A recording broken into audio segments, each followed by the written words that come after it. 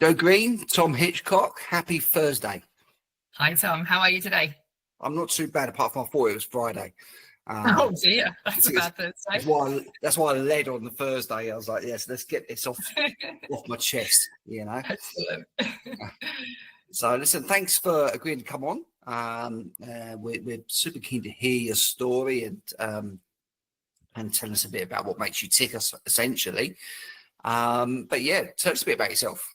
Sure. Well, thanks for having me on. So I'm Joe. I was born in England, like you, Tom, but have been in Australia for nearly 16 years. So the accent is still partly there, I think. And I'm a career change coach. So I guess becoming a career change coach partly came because I changed careers a lot. And even from at school, had no idea what I wanted to do. I found it incredibly stressful over the years, figuring out what next. And ultimately, getting to this point was why I figured it out, I think. This is the longest career I've now had, which is pretty awesome. Been doing it for 9 years. Excuse me. So yeah, that's a big part of me and my life, and what I'm doing day to day with people is helping them figure out what next in their career, particularly people who are really want a clean slate, really saying, I don't love what I'm doing, but I have no idea what I want to do next. They're the kind of people that I love working with. And outside of that, I'm a mum, got 2 little boys, so often found running around the northern beaches of Sydney with them, particularly at the beach and bushwalks if I can get them to do them and that kind of stuff. And I love health and wellness and all that kind of stuff when I'm not busy working. Okay, all right, lovely. That's a lovely nutshell. So let's pick on the English connection. Obviously, I've been here nearly 13 years now, and my accent's, I believe, is still there. When you go to the UK, everyone tells me I'm Australian now. Yes, same. Yeah. But whereabouts are you from in the UK? Where did you call home? I'm from Norwich. Okay, all right. Yeah, whereabouts are you from? Essex. So Essex. Not too far. Not too far. You're just a little bit lower on the sea level.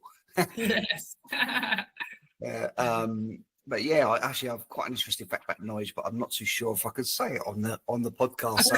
So I'll say it. Okay. The home of Coleman's Mustard, the Canaries football team, and Delia Smith. Those are the things that you'll tend to have heard of. I'll tell you an interesting fact about Delia Smith. Yeah. So I climbed Kilimanjaro with Robert Green. I'm a West Ham fan, so that's where my connection was, and we brought him from Norwich. There's a very famous episode with Delia Smith where she got the microphone out at half time. You were losing, and she started singing "Let's Be Having Ya." Oh, I remember that. Yeah. So Rob Green told me a little bit about this. Told me a few things, but it's one thing he told me about this, and I've been trying to get the clip of it since, and I haven't found it. But what happens is she goes to the to the bar, basically. When she gets there, she has her food, but she didn't realise it's an evening kickoff. So at the time, she was a little bit more tipsy than usual. Hence how this thing happened. Okay. But when he ran out on the pitch, she goes, in the Premiership, when you run out, you just look down and you just get on with it. Okay. He didn't see her. Okay. So just as she's done that, he's run into her and sent her flying. Oh, yeah. No. And he's like, oh my God, what have I done? That's my boss. I've just sent her. But I've never seen the clip of it. But he said, I'm actually doing that. Oh, that's amazing. Yeah, you just see her shouting in the middle of the pitch, don't you? That's it. That's so great. If you ever get the full clip, let me know. Share it with us. I will. It must be on YouTube somewhere. Okay. So anyway, you were working in the UK. I was, yeah, but not as a career change coach. Yeah. Yes. What was your flavour there? So first of all, I did a biology degree with as much psychology as I could get out of it, because I realized I really should have been doing psychology, which is sort of a thread that comes through things, I think. Then, as lots of people do, I fell into my first career. I worked in relocation.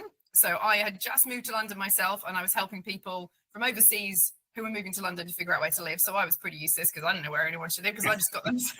And it was a good starter job. I think that job made some good friends. Wasn't where I wanted to be ending up. So then I moved into market research. So I worked for a market research agency for a while, which came off an idea from a housemate, because I was struggling. I'm like, what am I going to do next? And she threw this idea out. I went and Googled it in an internet cafe, because it was having internet in your house. And that was kind of a good setup, but it wasn't a great kind of vibe in the company. But then I got a great job working in market research for a newspaper company in London. And that was my last job there before I moved over here. Couldn't find quite the same in terms of market research here. I realized I've been in quite a niche, really understanding human behavior. So that's where the psychology came in with that bit, I think. So I decided to move into charity work, because I kind of had an epiphany in a focus group in Sydney when a very famous Australian wine brand that I shouldn't probably mention where I just thought, I don't care where the bubbles go on this bottle of wine. There's got to be something more important to do in work. And so it kind of led me on a tangent to working for not-for-profit. So I worked in marketing and fundraising for a few different not-for-profits for 7 years. The last one running a really huge fundraising campaign, going off and filming documentaries around the world and stuff. It was really cool, but it was incredibly hard work. And there was still this part of I'm a square peg in a round hole. Like, I'm just not in quite the right place. So after that one, I thought, right, I need to stop and take a break, partly to recover from this big job, but also to do a bit of soul searching and think what next, which is where I came across a company called Career Shifters, who are based in the UK. And at that point, they had a side company called Be the Change Journey, which was a bit like Eat, Love, Pray. Is that what the film's called? Eat, Love, Pray? Yeah. You know, where she goes off to India. It was a bit like that. You went off to India with this group of people, and it was all about helping people to find their purpose. And I thought, well, I need to do that. And I want to do some travel as part of my time off. Excuse me. And so I thought, but I'm actually fascinated to see how are they helping people to do that? Because I'm kind of interested in that part as much as I want to do it for myself. So off I went and came back from that trip, having been completely inspired by, you know, the people that I met on the course, but also the people that I met in India and the things that I saw. And one of the ideas that I had when I came back that I wanted to explore was the career change coaching. And with Career Shifters, who are the company who I met you through, Tom, and who was part of that. So that sort of began the journey 9 years ago. I did my coaching qualification, did some advanced training, worked for Career Shifters, who have a big group program in the UK where they're helping people change career, and really built my business up from the beginning. And a big part of the journey, as I'm sure you had, Tom, as well, having your own business, is you've got to figure out how to run a business. So I'd never done that before. I'd always had this thread of thinking, I wonder whether I want to have my own business one day. My dad did, which I think inspired me to kind of see that. Even though he worked his socks off, there was still something about doing my own thing that really resonated with me. So yeah, it's been a journey over time. Don't do the group programs with Career Shifters anymore. I got a huge amount of experience through that. It was amazing. So now just work one-on-one with people all over the world, because particularly COVID helps us do that, isn't it? Yeah, it certainly does. Okay, all right. So it's an interesting journey, and I think unlike your experience in London, where you were selling a service of something that you wasn't qualified for. Yes. Let's be honest about it. Yeah, absolutely. Now you've got the lived experience, and you've got the confidence. You've had that experience of doing something you wasn't qualified for. You've had sort of a mini career with something that you did enjoy and went through different companies, and made the most of the situation you're in. But you still had to do the soul searching component. So I think you have to go through that to be a life coach, a career coach, a confidence coach, anything like this. You need lived experience. You know? Agreed. Yeah, and I think it resonates with people when I say that I've been there, I've done that, I've sat in a job thinking this sucks, but I don't know what else to do and I don't know how to get out of this. I've been there, and so I can really empathize with people who are calling me up saying, "Help! How do I figure this thing out?" So I think that's it can really resonate with people. Okay, all right. So, what's your general advice for people when they want to try to do this their soul searching? So, what I'm talking about is people that come to you with that conundrum, okay, but you don't know them intimately, okay, and if they do know themselves intimately, yet they still don't know, okay, what would be the step one for them to try to circumnavigate what is right for them to be doing with their time? Oh, step one, that's a hard way of putting it. I think one first step is for people to follow their curiosity, those little sparks of something. And often we think, oh, but that's only a hobby. Oh, but no, there's not a career in that. Oh, but I wouldn't earn enough of that. And all the things that hold us back. So trying to put those to the side and go, hold on, if I just follow that thread of curiosity that I've always been interested in health or tech or whatever the thing is, and just go and speak to people who work in that area, not looking for a job, just looking to understand what are they doing every day? Like, what is the job of being a UX designer? What actually in reality does a florist do? Because it isn't just standing there making pretty bouquets in the shop, right? They got to go to the markets. They got to lug the buckets of water around. They got to do all the things that a florist does. That if you actually speak to them about, what are they doing? What skills are they using? If you want to change into it, what do you need to do? Do you need qualifications? Do you not? How much would you earn? All those sorts of things. You can actually get some really robust information to assess whether that career is right for you, rather than just making it up in your head that it's not going to be. And also you're going to hear about ideas you didn't know about yet. As we all know, the jobs that we've touched on in our lives and what our friends and family do. But actually, if you go and speak to someone like a UX designer, just picking something random, And you say, all right, tell me about all the other jobs that are related to yours. There's going to be things there that you probably haven't heard of yet, unless you work in that space. So then you can look at it and go, okay, or you can say to that person, I'm interested in this. These are the skills that I've got. What do you suggest? What else should I go and look at? So to start with, just following that thread of curiosity and having an open mind that there's things you don't know about yet can be a really good start for people. I think that's a really good combo there. So if I'm hearing you correctly, obviously focusing on your curiosity is your passion play. And if you think of it a bit like the Ikigai, Yeah. Now it's correctly, you've got the the Venn diagram, if you like. So you combine different aspects of your life and see what that sweet spot is. But something I think a step that tends to be skipped is that bit of research. Okay. Okay, right. I really want to do this. It is a passion play. This really appeals, what have you. But they only see the surface level, same as anything, same with being a chef or whatever the case may be. And it isn't until you really ask what their day-to-day is, how, you know, what's the input commitment? How's this look? So you can see the full picture to then establish if that's right for you before you take a wrong turn. Which is exactly the mistake I made going into market research. My housemate told me about it. I went and Googled it in internet cafe. I never spoke to anyone market research. So when I got into that job, no surprises, it wasn't what I thought it was going to be. So that's kind of a mistake that I'm trying to help people avoid, right? And I think what people would expect me to say the first step is, or what people do as the first step, is the thinking about themselves and the soul searching. And they think, okay, I've just got to sit at home and I've got to write out my skills and my strengths and my values and motivator, whatever the things are. I've just got to sit at home and crunch this in my head. And then they get stuck, or they end up in a job that's like a tiny weeny bit different from what they're in now. Often the story I hear from people is they've done 3 or 4 steps in the same career and it's still not working. And they're like, okay, now I'm seeing the pattern. Something's got to change. And the bit that they're missing is the fact that the answer isn't in their head. They need new information, and the new information comes from the conversations. They are such a key bit to career change that people miss. Actually going out and speaking to people, you're going to discover more about you and what you want and what you like and what you're actually trying to listen for when you're hoping someone's going to say the skills that they're using or what they're doing. It helps you draw up that picture, but also gives you real world information, as you said, right, to assess, is this thing actually going to be right for me? And might even then lead to a next step of them saying, or you asking, can I come and spend some time with you? So if anyone ever says florist to me, it's the biggest one that I'm like, right, go and spend a day with a florist and actually see what they're doing all day and see whether you're happy getting up at 4 a.m. in the dark and going to the cold markets and negotiating prices, because that is part of being a florist. It's not all just standing there, right, making the nice bouquets. Go and experience, because maybe you'd love that. Maybe you'd love the buzz of the markets, or maybe you'd hate that. And you'd be like, no, actually, that isn't something I want to do.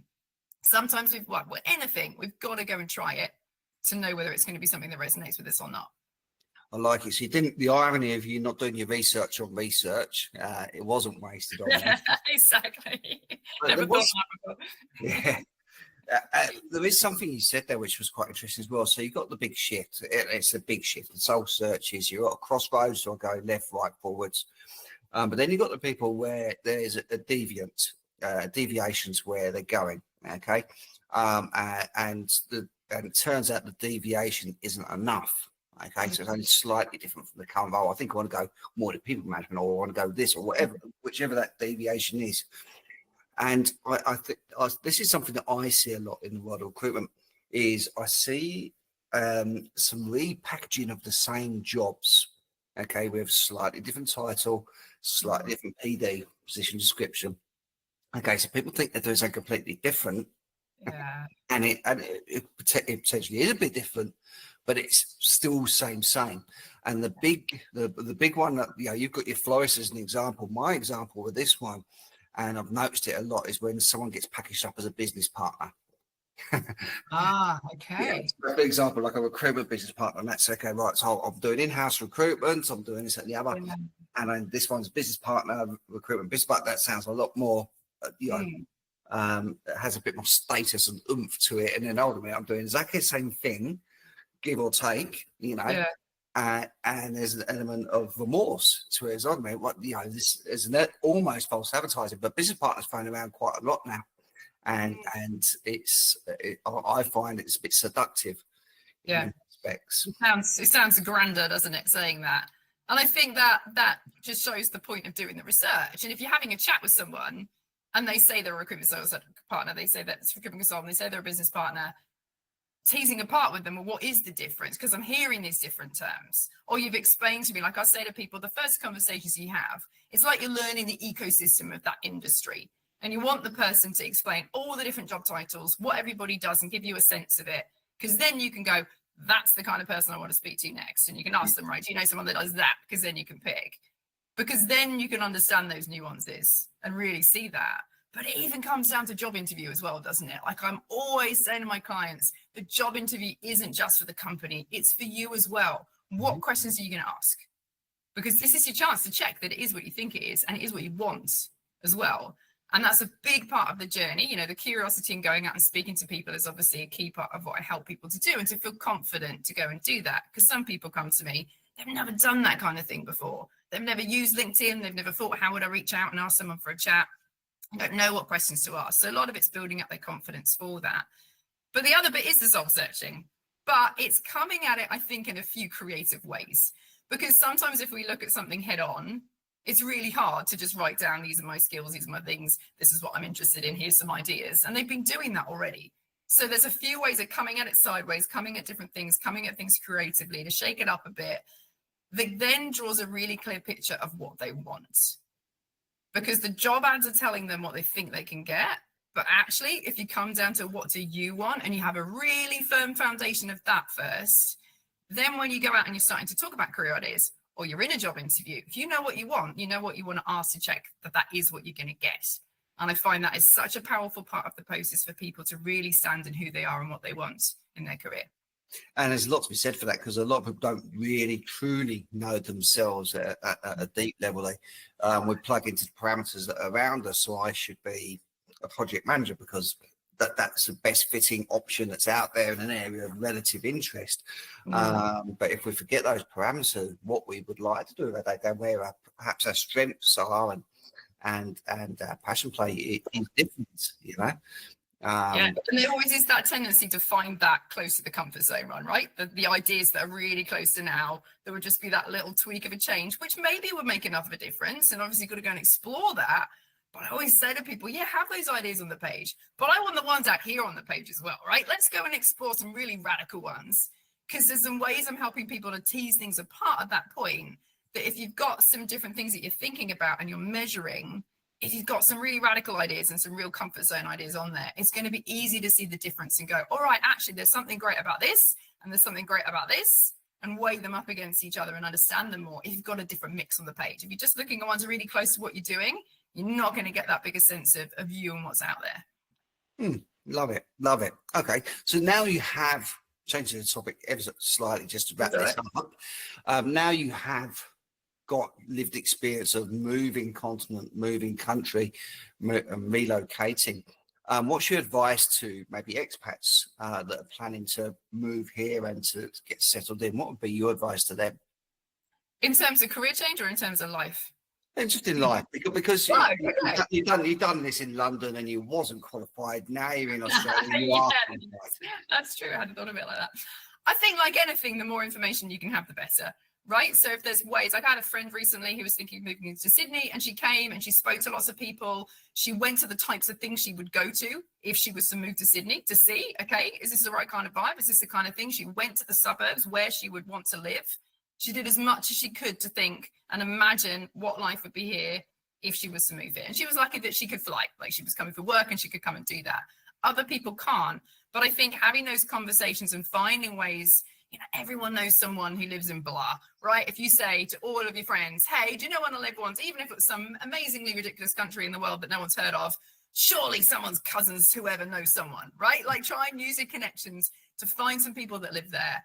I remember a colleague, an ex-colleague of mine, when I'd said I was moving to Australia, sitting down at lunch one day, drawing me a map of Bondi and saying, these are the cool bits, go here, check this out. And it was so good because when I got here, I had this little map on a piece of paper and I could go and find the cafes she said, and it was so lovely that they were her favorite spots, so there was a connection with her. But it just meant that I had some real world information to know what to expect and to know hopefully the decision was going to be the right decision. So it's trying to take the risk out of the big change, career change, life move, you know, country move, the more that you can know about what you want and what that new place is going to be, the more you can assess if it's right, and hopefully then settle in a bit quicker when you get into it as well. There we are. So it's all right back to the market research again. You know, you're working into it every time. There's no escaping it. Had a good influence on me, maybe, yeah.